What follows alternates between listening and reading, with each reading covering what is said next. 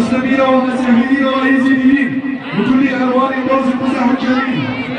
تبلغ ثورتنا العشاء السنوي بأجمل لون من الألوان السلمية رغم الطمع والقر والتركيب الذي يتعمده النظام الصامت ضد أبناء سوريا كافة.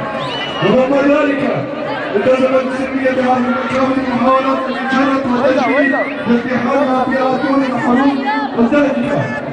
لذا ومن منطلق الحفاظ على هذه السلمية نناشدكم جميعا بالتكاتف والتعاطف ونفي العنف والكراهية والاستمرار في سلمية دولتنا. رفعنا ايادينا بإرسال الزيتون ولنبقى رافعين اياها في ازهار النرجس وشقائق الرحمن وقد تصبح الحناجر دوما بشعارات المحبة ودعوات السلام خدمة لإسقاط نظام التفكيك والتفريق والكراهية. لإسقاط نظام التفكيك والتفريق والكراهية الذي لم يعرف غير هذه المفاهيم طيلة فترة حكم إلا ما سمي عليه.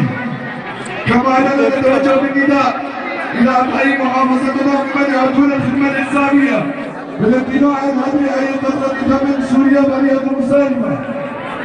نناشدكم بمحبة بعضكم بعضا والانتصاب على هذه الخدمة لحياة حرة كريمة كعادتية السودان أجواء الديمقراطية والتعايش السلمي بين مختلف الأطياف في محافظتنا. أملا بخلق الأفضل وشمس الحرية تسطع في كل أرجاء بلادنا إيجادا لعهد جديد. ومن هنا يجب أن نؤكد بهذا النظام البعثي